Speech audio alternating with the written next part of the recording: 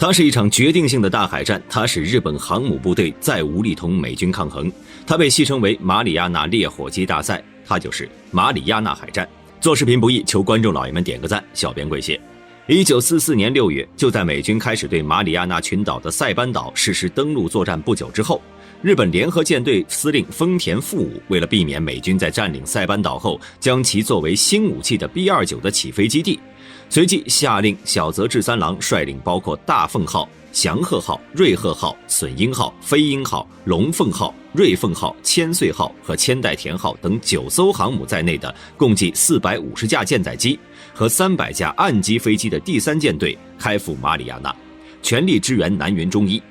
而远在珍珠港的时任美国太平洋舰队总司令的尼米兹，在得知这个消息后，可以说是非常的高兴，因为他早就想和日本的航空母舰部队一决高下。现在这个机会终于来了。尼米兹随即下令，此时正负责塞班岛战役的第5舰队司令斯普鲁恩斯要趁此机会重创日本航母部队。斯普鲁恩斯随即率领马克·米切尔的第58特遣舰队和里奇蒙德·凯利的第51特遣舰队，包括列克星顿号、大黄蜂号、约克城号、贝路森林号、巴丹号、邦克山号、黄蜂号、蒙特利号、卡波特号、企业号、普林斯顿号、圣贾辛托号、埃塞克斯号、兰利号、考本斯号等15艘航母，共计900架飞机，迎战小泽治三郎的第3舰队。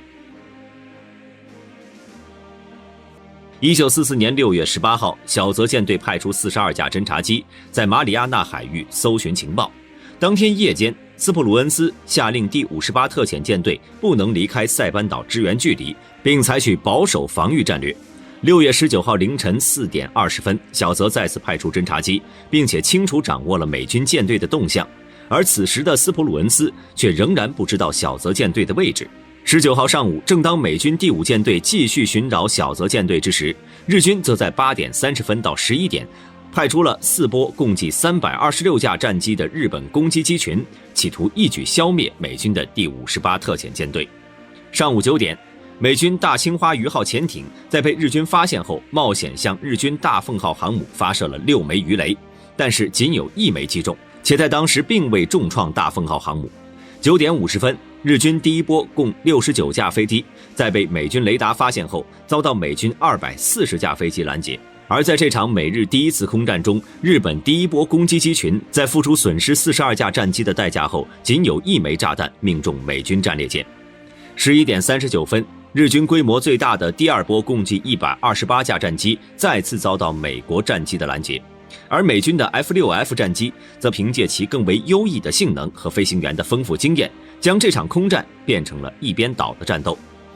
美军一名飞行员更是兴奋地说道：“这多像古代猎杀火鸡的战场呀！马里亚纳烈火鸡大赛由此诞生。”而日军战机则在付出了惨重的代价后，仅对美军黄蜂号和邦克山号航母造成轻微损失，日军仅有31架逃回小泽舰队。美军金旗号潜艇在重创日军祥鹤号航母后使其沉没，而先前被鱼雷命中的大凤号航母在此时也意外燃起大火后，导致弹药库爆炸，使大凤号在被重创后于6小时后沉没。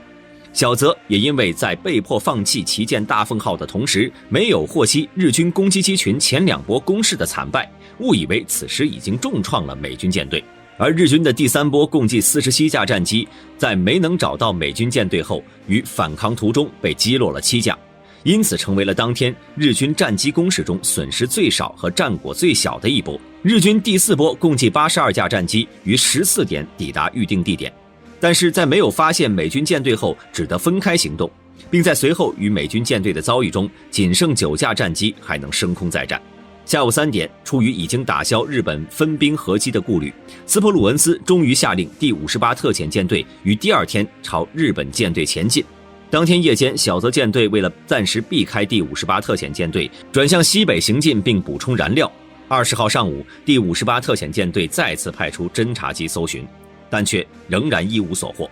下午1点，小泽在终于获悉了前一天的空战结果后，竟仍然打算以仅剩的100余架飞机协同陆基航空队对美军发起进攻，而与此同时，美日双方舰队的距离仅剩不到300海里。15点40分，历时30多个小时，美军第58特遣舰队终于第一次发现了一直躲藏在搜寻距离之外的日军舰队。米切尔为了避免贻误战机，冒着舰载机夜间降落的风险，下令向日军进攻。16点21分，第58特遣舰队在派出216架飞机的攻击机群后，开始了此次海战中美军第5舰队唯一的一次进攻。18点40分，美军战机终于抵达了日军舰队上空，而且以损失20架战机的代价，在重创了日军飞鹰号航母和2艘油轮后使其沉没。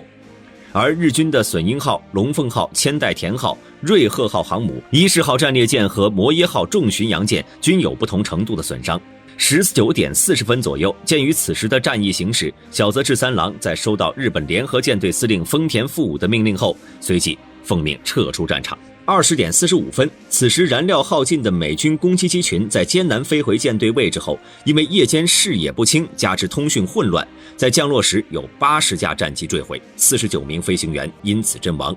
而美军随后的搜救行动也迫使第58特遣舰队错失了追击日军舰队的绝好机会，日军第3舰队得以顺利逃脱。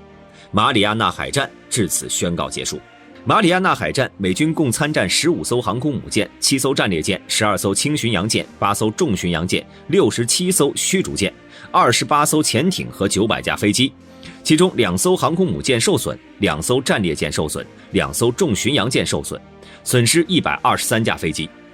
日军共参战9艘航空母舰、5艘战列舰、2艘轻巡洋舰、11艘重巡洋舰、20艘驱逐舰，约450架舰载和300架岸基飞机。其中3艘航空母舰沉没，2艘游船沉没，损失378架飞机，4艘航空母舰受损，1艘战列舰受损，1艘重巡洋舰受损。此次海战在整个太平洋战争中可谓是影响巨大。第一是使日本丧失了西太平洋制海权，其作为舰队主力的航空母舰损失惨重，舰载机也消耗殆尽，直接导致了日本航空母舰部队再无力抵抗美军的强大舰队，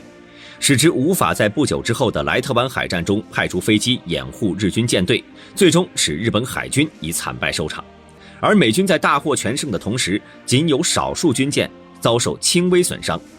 使美军取得了马里亚纳的全面海空优势，并在之后的协助美军登陆部队全歼了日军的驻岛部队。美军也在巩固占领塞班岛后，逐步夺回了马里亚纳群岛各要地，这其中还包括随后的关岛。就如同不久之前的盟军的诺曼底登陆突破德国的大西洋壁垒一样，日本倾尽全力打造的绝对国防圈终于被美军所突破。